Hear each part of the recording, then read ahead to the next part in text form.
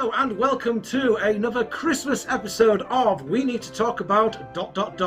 Once again, I'm your humble host, the Big Daddy D, and this beard is really starting to get on my nerves, just hang on a second. And once again, we're going to be taking a look at another terrible Christmas movie that just so happens to have a professional wrestler in it. Now, in previous years, we've looked at the likes of Santa with Muscles, starring everybody's favourite racist hot dog Hulk Hogan, and we've also had the film where Bill Goldberg, a Jewish professional wrestler, plays a homicidal, mass-murdering Santa Claus that is the son of Satan in Santa's Sleigh. So after those two nuggets of Hollywood quality, what we're going to follow this up with? Well, there's only one place that we can turn to. It is, of course, WWE Studios. Makers of such cinematic classics like 12 Rounds, Knucklehead, Inside Out, Bending the Rules, The Reunion, Legendary, The Marine, The Condemned, That's What I Am, The Chaperone, The Call, and See No Evil 1 and 2. Cinematic classics these are not. These are direct-to-DVD disasters that apparently very rarely make a profit and actually end up costing WWE quite a lot of money in the long run. Now, some of these films did get a cinematic release, such as The Scorpion King and Fighting With My Family. However, we are not here to talk about those movies, we're here to talk about this movie. Santa's Little Helper, starring Mike the Miz Mizanin and Soraya Jade Bevis, also known as Paige. Now, unlike Santa with Muscles and Santa's Sleigh, this movie isn't available on YouTube. Yep. The previous 2 years we've been able to just basically get away with watching the Christmas film on YouTube because apparently nobody gives a shit about the copyright on those films anymore. However, it's not been the case this time. It's not even on the WWE network, believe it or not, so I actually had to go out and buy a DVD copy of this. Luckily for me, however, it was fairly cheap. I can't think why. So what I did was, I ended up buying 2 copies, and I've sent one over for Luke, so let's just cut over now to the Murphy household and see how he's getting on with that. Luke? Well, it's always nice when somebody very dear to you sends something in the post. Oh, there's a DVD in there. Oh dear. Oh dear. Oh dear, oh dear, oh dear, oh dear. Oh. Really, mate? Really? So I take it that this is this year's Christmas special. Oh my God. Oh my God. May the best elf win. Santa's Little Helper. You'll laugh out loud. We'll see about that one. Ho ho, hold on tight for holiday hijinks in this hilarious family comedy starring WWE superstar Mike the Miz, is it Mizanin? And WWE diva Paige, hey, Brit Girl, and Anna Lynn McCord, whoever that is. After losing his job, a slick-talking businessman is given the chance of a lifetime to be Santa's second in command. But to earn the coveted position, he'll have to wage an outrageous battle against a scheming elf who wants the gig for herself. Well, oh my God. Alright then. The trilogy of wrestling-related Christmas films. Well, I enjoyed last year's, so let's just wait and see how we go with Santa's Little Helper. Ugh. Thanks, mate.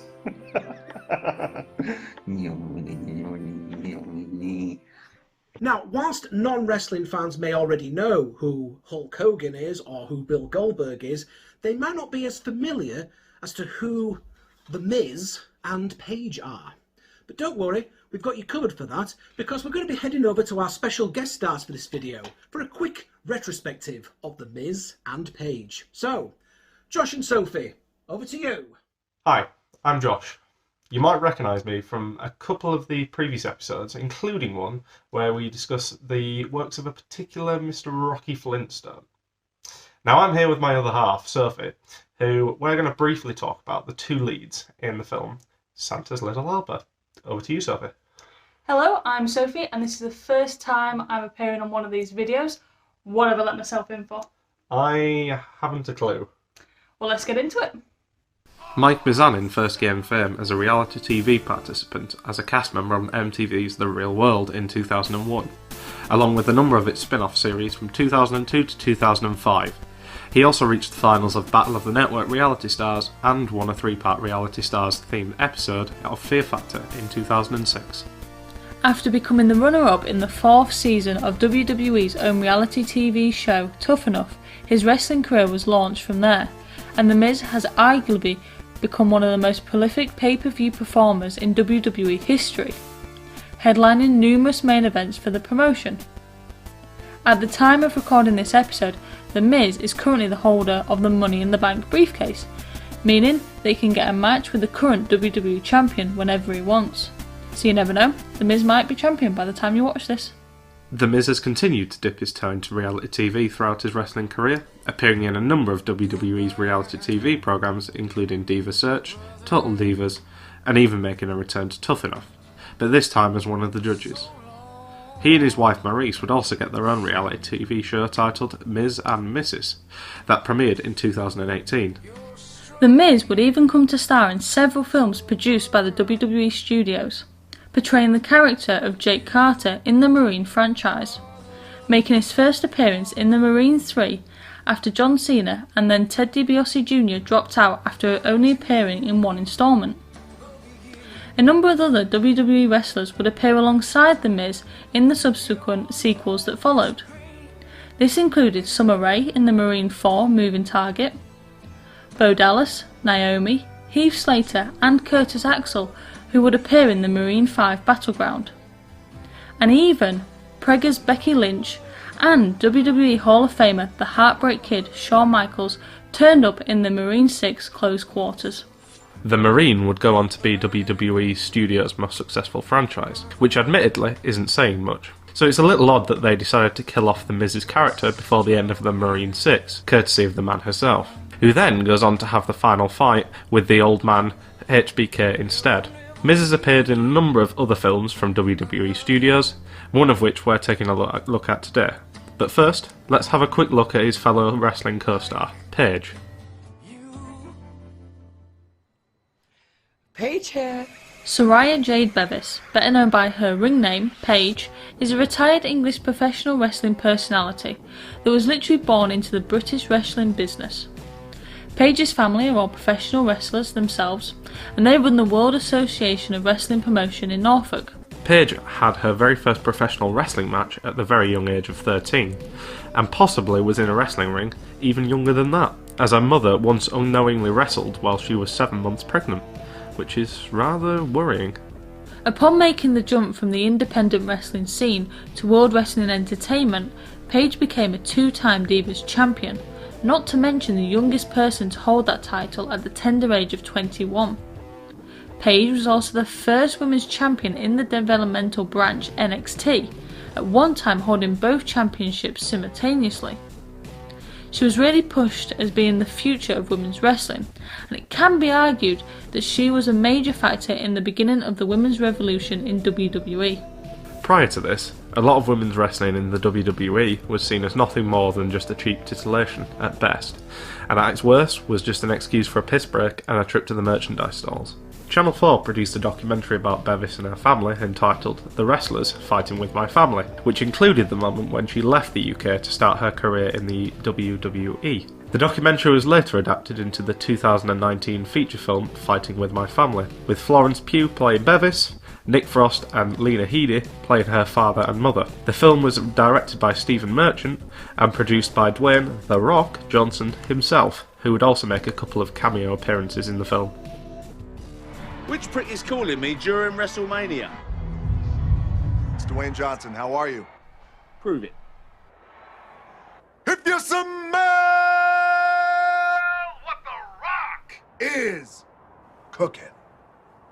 Yeah? Bullshit. Like The Miz, Paige would also appear in a number of WWE reality TV programs, including Total Divas, Total Bellas, Miz and Mrs., and the 2015 season of Tough Enough, where she was one of the judges alongside her future Santa's Little Helper co-star. Since having to retire from the ring at the age of 25 due to ongoing neck and back injuries, Paige has kept herself busy with her own clothing and cosmetic lines, as well as being a regular on-screen character for the WWE programming. She also has her own Twitch stream, which recently has been the source of a lot of controversy between herself and the WWE. Anyways, that's it from us with the retrospective. Back to Luke and David for their review of the film. Back to you, fellas. Thank you, Josh and Sophie. That was absolutely brilliant. Thank you for agreeing to guest star in this video. By the way, I'll lend you the DVD after this if you like. No, thank you. Seriously, don't trouble yourself. But have a Merry Christmas! Bye! Thanks for having us. Anyway, on with the film itself. After the year that we have had, after plague and Trump and all sorts of other unpleasantness, why did my good friend and comedy partner, Mr. David Mabley, think that this would cheer us up for Christmas? Oh boy. It could have been worse, mate. It could have been a DVD copy of The Apple that I sent you in the post. There's an idea for next year. We are not reviewing The Apple, David. We are not reviewing The Apple. So the movie begins with several tracking shots over Southern California at Christmas time, so not a drop of snow in sight, as The Miz makes his first appearance as Dax Ardwick, a greedy, materialistic corporate hatchet man. In fact, he's so good at his job that he's earned himself the nickname Dax the Axe. Just to show off what a complete arse that Dax is, not only does he park in a handicap spot, but when a man dressed as Santa Claus confronts him over that, he actually gets a disabled badge and puts it on his dashboard. What a bastard.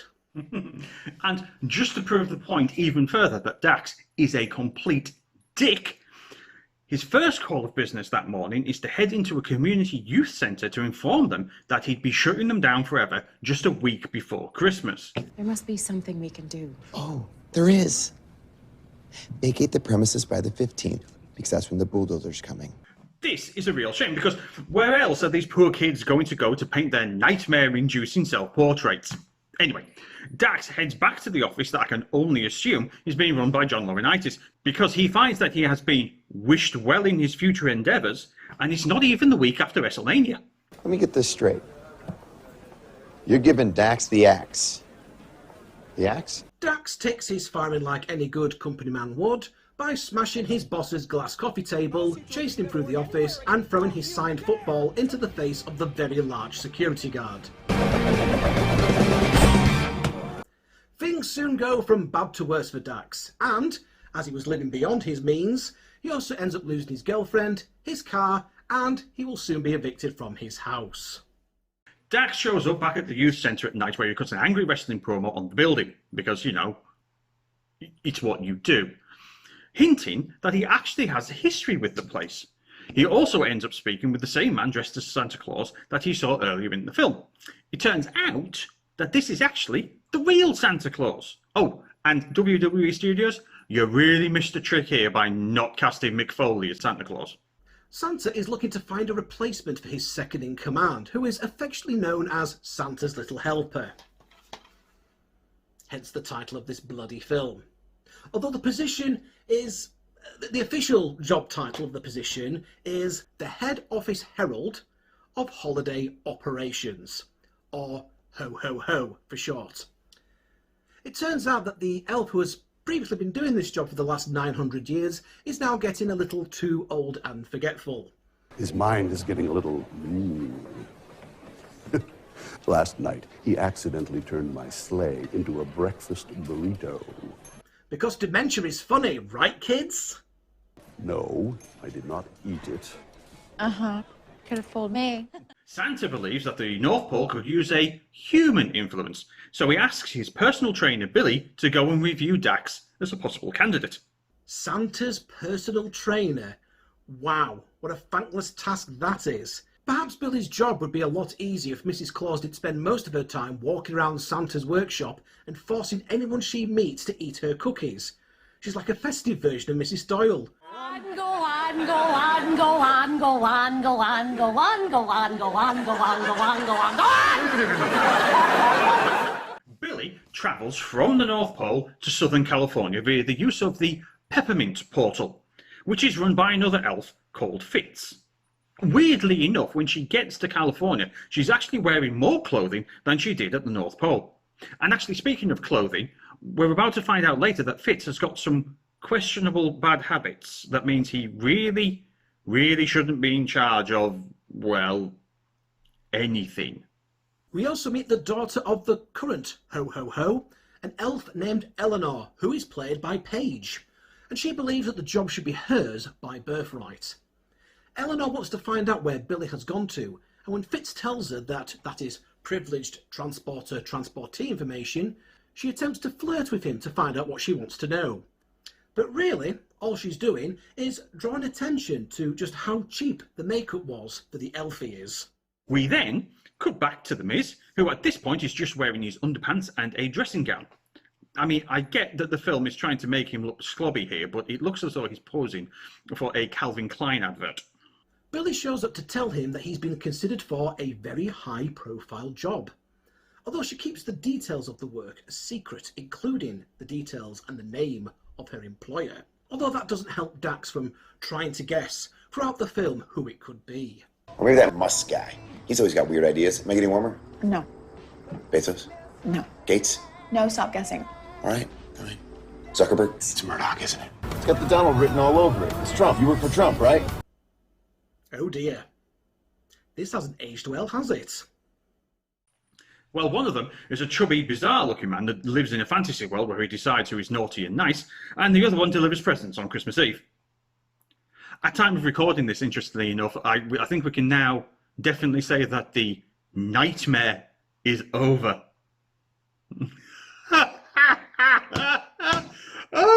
Oh dear me. I'm sorry. I shouldn't say anything about Donald Trump or US presidential politics in general. However, I will say this. In the immortal words of Bill Hicks. Oh, the elephant is dead. Oh, the elephant is dead.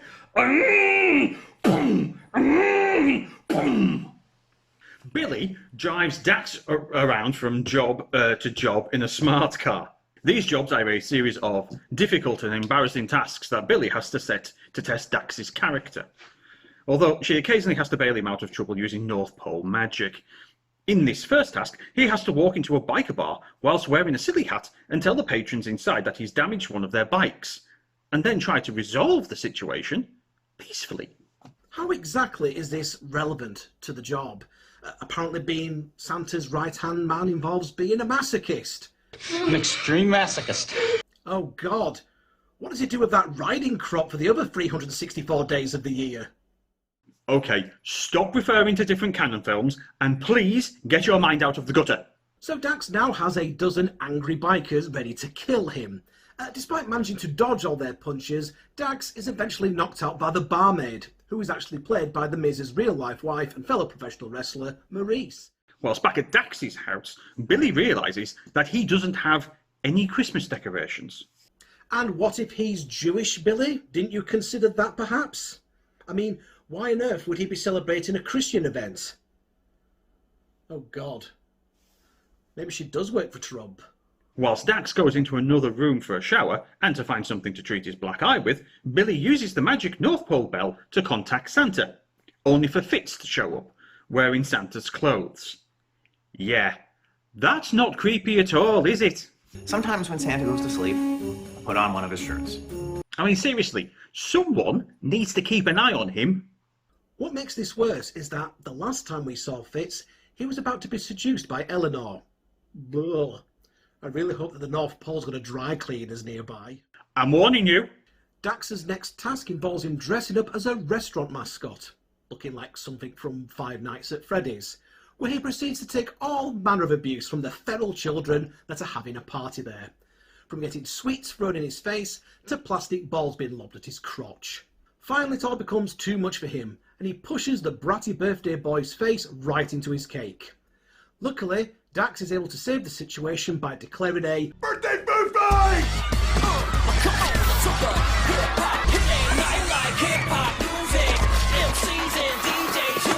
The next day, Billie takes Dax to an old folks' home where they are all watching Total Divas. Wow, so that's who the target audience are. We're gonna rewatch the episode of Total Divas. No, we're not watching that shite. We're not watching that anymore. I just sat through the episode. Dax manages to get the old folks out of their chairs and doing some dancing exercises, bringing smiles and joy to everyone, even if the music is bloody terrible.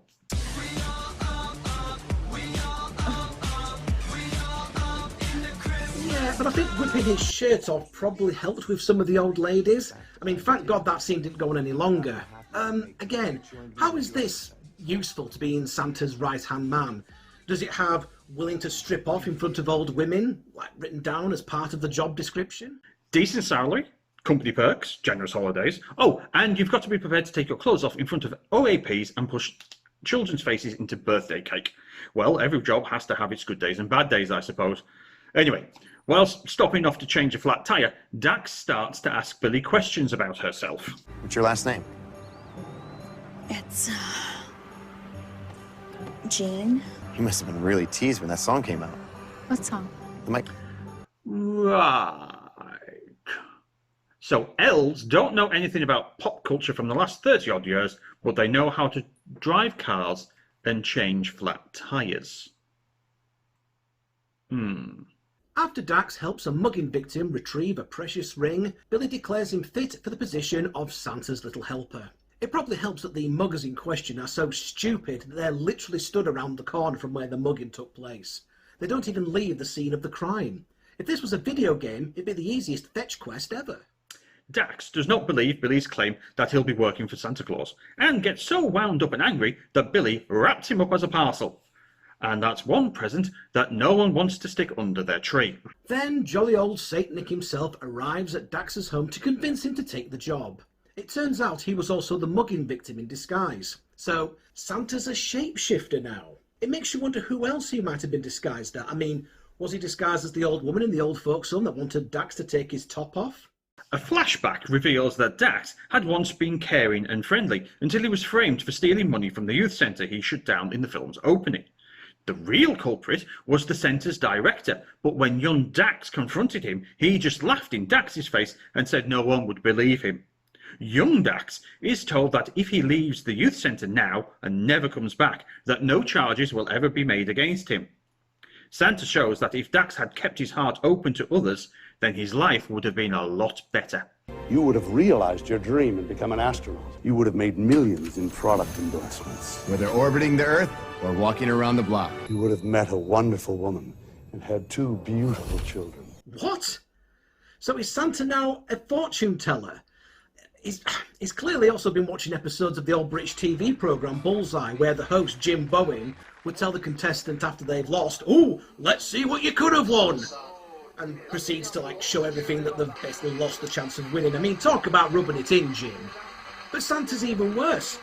He's showing to Dax, "Oh, look what your life could have been like. Oh, you've messed up there, son. You could have had the best life ever. You could have had fame and fortune, a beautiful wife and kids, but instead everything is horrible. You know, I've used this magic to show you what your life could look like, but I can't use the magic to actually give you this life. I'm just going to give you all this emotional trauma, and now I want you to come and work for me. I really hope you like shoveling reindeer shit." You would have used the science of zero gravity and discovered a cure for the common cold.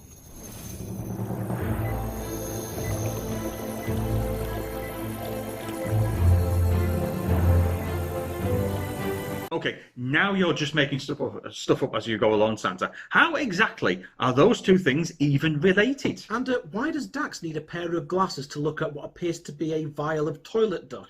Other toilet products are available. Oh, and if that isn't bad enough, Fitz is hanging around again, only this time he's wearing Dax's clothes and he's using his shaver. That's not creepy at all, is it? I think what the filmmakers are trying to do here is a reference to the scene from Risky Business at this point, but considering that they either couldn't get the rights to use the same music or just didn't want to pay for the use of the music, this entire scene will likely be lost on the audience. Maybe they couldn't get the rights to the music because somebody stole the money.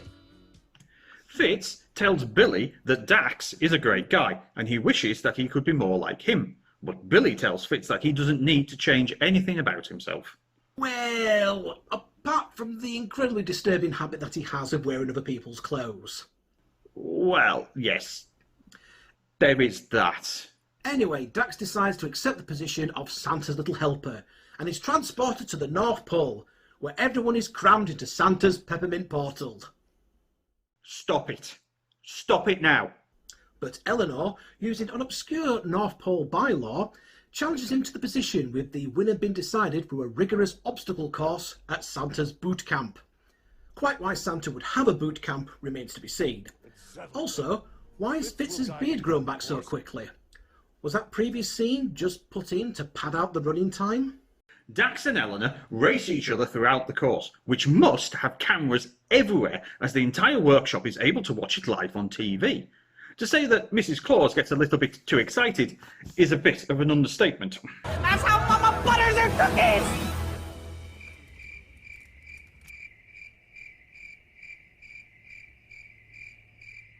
Well, Don't. Whatever you're going to say, don't.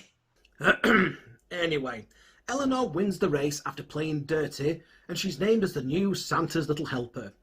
But Dax seems oddly optimistic. It turns out that he's got hold of the North Pole Bell, and is taking it back to California with him, where he plans on using its powers to save the youth centre, which is about to be demolished. Although you wouldn't know it from the lazy attempts at staging a protest. Dax uses the bell to transport the crooked director from whichever sunny location he ran away to. He's still got a cocktail in his hand. He is then immediately arrested by the police on Dax's say-so, without asking any questions whatsoever. Santa then intercedes and stops Dax from using any more magic, saying that Dax has to save the youth centre on his own. So Dax delivers a feel-good babyface promo to rally the community and actually remind them what they came to protest against in the first place. Dax then threatens his old boss that he'll spill the beans on him for his previous dodgy dealing. This isn't over, Dax. Yes, it bloody well is. No one wants a sequel to this. So the youth centre is saved, but then Eleanor appears in a really bad jump cut. Seriously, you can see that the crowd has moved from one shot to another. And why she appeared just like this? Why, it's to demand why she hasn't officially been made the ho-ho-ho yet. But Santa places Eleanor on the naughty list for her poor sportsmanship during the competition, thus reversing his decision and disqualifying her from the position. So let me get this right. Santa Claus approves of blackmail, and he approves of having his magic bell stolen, but don't you fucking dare cheat on his obstacle course. In wrestling terms, you could say that they literally booked a dusty finish for this movie. The American Dream himself must be smiling down from his polka-dot-encrusted heaven. Rest in peace, Dusty. Santa then reveals that it was actually Billie that he was testing for the position of Santa's little helper all along.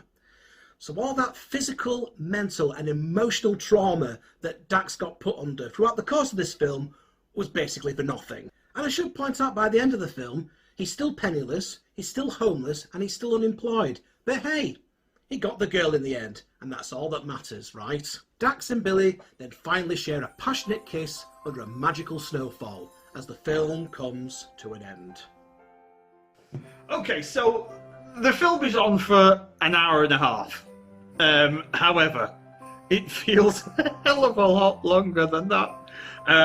Lots of padding out to actually get the film to 90 minutes, which is probably why we get lots of scenes where it is literally just Billie and Dax driving around in a car.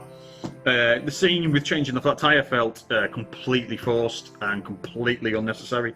There's a severe lack of continuity, not just where the number of people change when Eleanor teleports into the last scene, but also that Fitz's beard completely grew back one day after shaving it off in Dax's bathroom.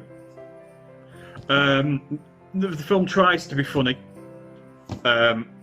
It tries far too hard to be funny, although it does have its moments. Let's not be completely sort of down on it. It has its moments. Apart from that, though, the vast majority of the jokes do fall over completely and utterly flat. Fitz is meant to be comic relief, but he's just not funny. If anything, he's more creepy than funny. WWE is a multi-million-dollar company. You can't tell from the budget of this, because the budget is just looks awful. Budget-wise, this was made on a shoestring, so they obviously didn't want to throw a great deal of money at this movie. I would imagine they probably throwed more money at Triple H's entrance at WrestleMania than this movie. Santa's Little Helper is something of a mix of A Christmas Carol, It's a Wonderful Life, and a dozen other films related to Christmas that the writers have obviously cherry-picked from and then shoved together in a blender. Like those films, the story relies heavily on the cast to carry the cliched tale. Thankfully, The Miz, whose role within the WWE is to be the biggest douchebag going, is actually a decent actor, and he comes across as very likeable, bringing more of his own personality into the role of Dax. As for Paige, well, she's Paige, but the elf version of her WWE character, with the same arrogant attitude and loud mouth. Her character does seem to be a bit of an afterthought, to be honest, but hey, we needed an antagonist at some point, right? She tries, but she doesn't really have the acting chops of the other two main leads, and doesn't really have much to do until the third act, when the plot shifts from all of Dax's tests and trials into a full-out competition for the position of ho-ho-ho. So, how does this compare to other Christmas movies starring wrestlers that we've covered on this channel? Okay. Well, I think we can definitely say that this is better than Santa with Muscles. This is some cheesy Christmas rubbish that you would get on the Hallmark Channel, or you would be watching, or you would actually, to be honest with you, you would be probably watching a movie like this on Channel 5 in the afternoon at this moment in time. You probably could find this in Poundland. Yeah, last year we had Santa's Sleigh, and controversially, I really liked Santa's Sleigh. That is probably the best wrestling Christmas comedy mashup horror thing that we've done over the past 2 or 3 years. This is, however, I will say that Santa with Muscles, not Santa with Muscles. Santa with Muscles is a close second. No, Santa with Muscles is in the bin. Santa's Little Helper, however, is a rather honourable second place, if you can call this movie honourable. Rotten Tomatoes scored this film at 24%, so that officially makes it slightly better than Santa with Muscles at 22%, although not as good as Santa's Sleigh, which got 43%. However, it's still better. This is actually still better than some of the other terrible Christmas movies that we briefly mentioned in last year's Christmas special, such as Christmas with the Cranks, Deck the Halls, and the Jim Carrey version of A Christmas Carol. And if that wasn't enough for The Miz, he actually appeared in another Christmas movie from WWE Studios as well, Christmas Bounty, where he plays a bounty hunter with a barely believable New Jersey accent that he keeps slipping in and out of. I heard, in fact, most of Trenton has heard, an investment banker. Pretty fancy. But don't worry, we can take a look at that film next year. No thank you. Until next time, I am the Big Daddy D, David Mabley, and we'd just like to say thank you very much for watching the show again this year.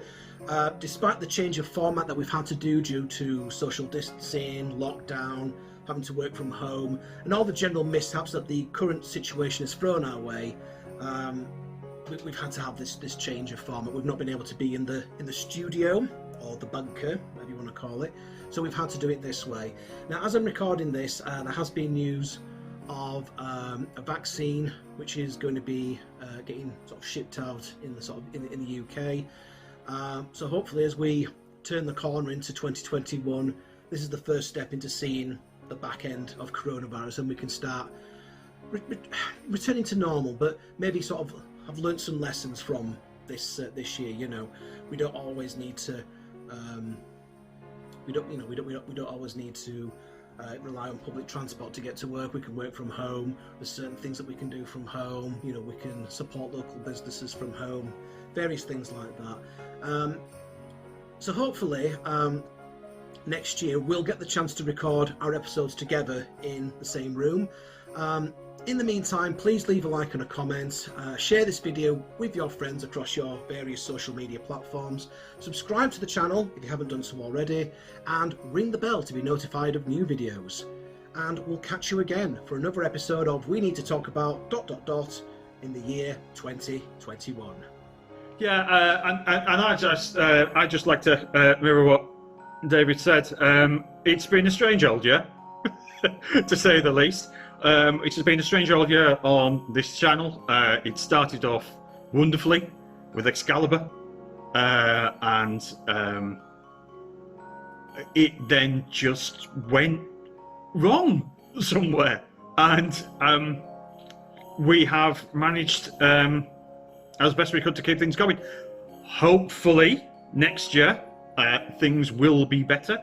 Things do seem to be picking up. We now have vaccines, which is good. People are getting vaccinated. We now seem to be shot of the orange retard in the White House. That is always nice. So with a bit of luck, yeah, onwards and upwards into 2021, we will be back. Oh yes, we will be back. However, Santa's little helper won't be. So yeah. It only leaves me to say this. Have a very, very Merry Christmas.